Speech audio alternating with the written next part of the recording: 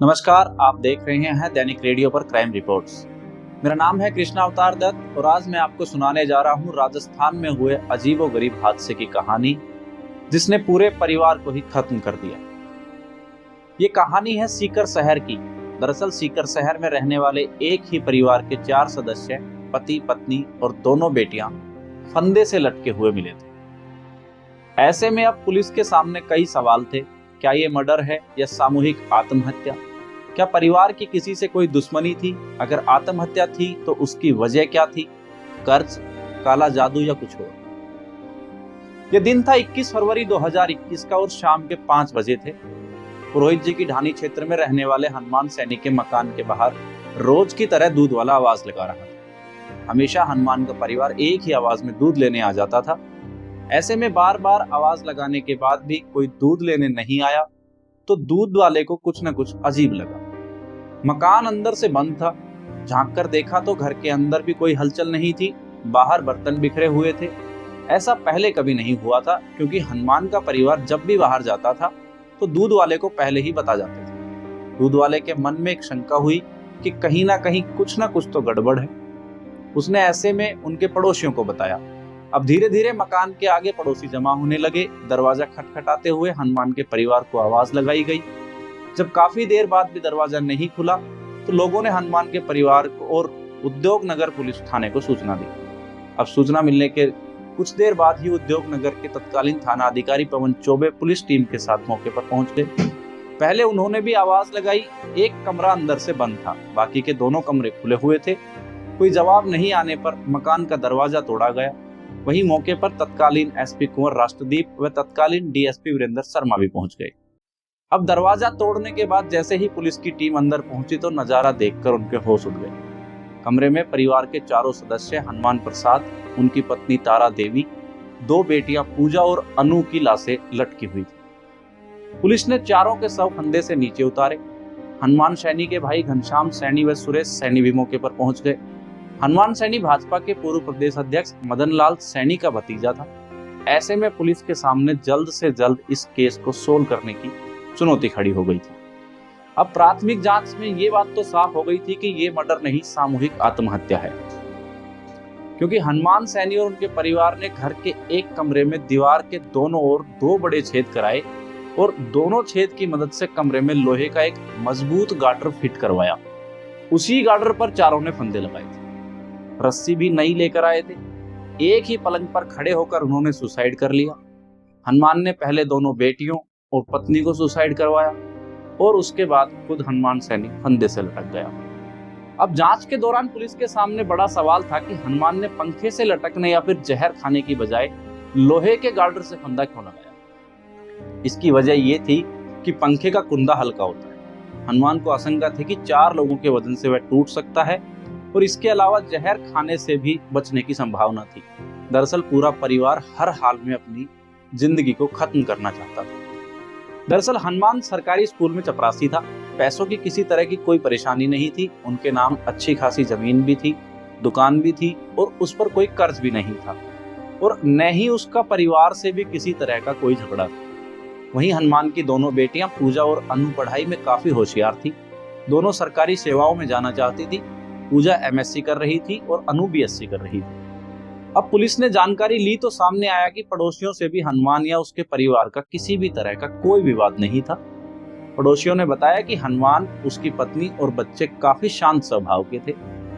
परिवार ने सुसाइड कैसे कर लिया, इस बात पर पड़ोसियों तक को विश्वास नहीं हो पा रहा था।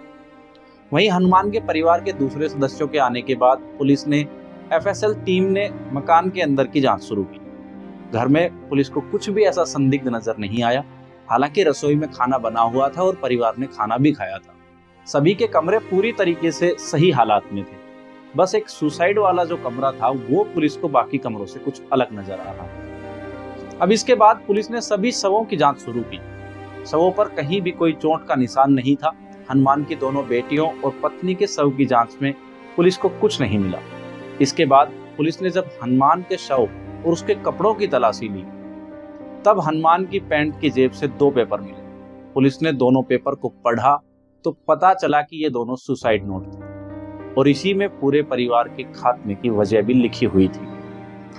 दरअसल उस नोट में लिखा हुआ था कि मैं हनुमान प्रसाद सैनी, मेरी पत्नी तारा देवी, 2 बेटियां पूजा व अनु अपने पूरे होश में यह लिख रहे हैं कि हमारे पुत्र अमर का स्वर्गवास दिनांक 27/9/2020 को हो गया था। हमने उसके बिना जीने की काफी कोशिश की, लेकिन उसके बगैर जिया नहीं जाता। इसलिए हम चारों ने अपनी जीवन लीला समाप्त करने का फैसला किया है।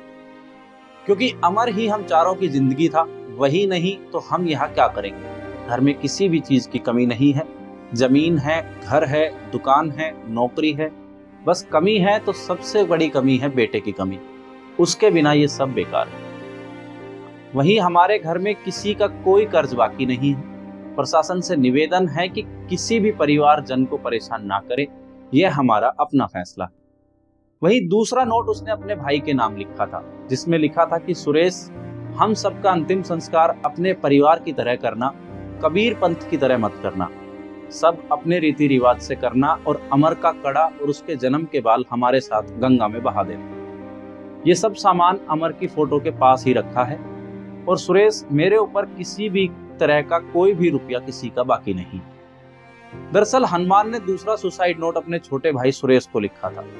इन 2 सुसाइड नोट को पढ़ने के बाद ये बात तो साफ हो गई थी कि हनुमान और उसके पूरे परिवार ने बेटे के गम में आत्महत्या की थी। दरअसल हनुमान सैनी के 2 बेटियों के अलावा बेटा अमर भी था।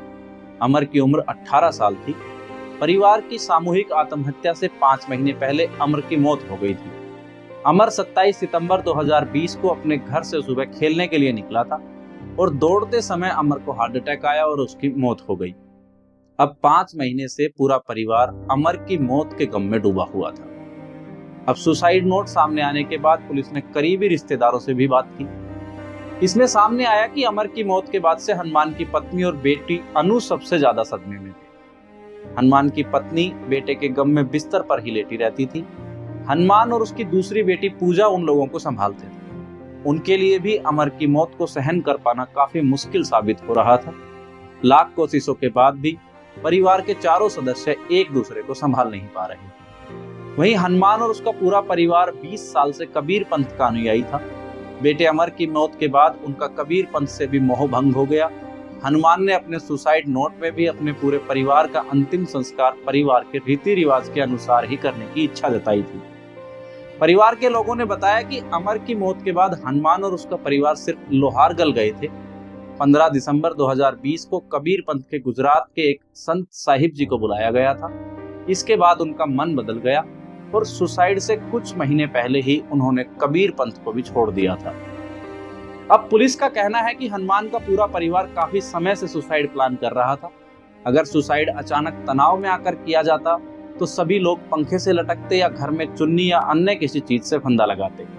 इसके अलावा आवेश में सुसाइड करते तो सभी सदस्य इसमें शामिल नहीं होते। हनुमान के भाई महावीर सैनी ने बताया कि परिवार के लिए हादसा बड़ा ही दर्दनाक था। इस हादसे से उबर पाना मुश्किल था। हमारा पूरा परिवार एक झटके में टूट गया था। आज भी तकरीबन 5 साल गुजरने के बाद इस हादसे को जब भी याद करते हैं तो पूरे परिवार का मन दुख से भर जाता है। तो ये थी आज की कहानी, जिसमें बेटे और भाई की मौत के चलते माता पिता और बहनों ने अपनी भी जीवन लीला समाप्त कर ली। फिर ऐसी ही किसी नई कहानी के साथ हाजिर होऊंगा। तब तक के लिए मुझे इजाजत दीजिए। नमस्कार, धन्यवाद।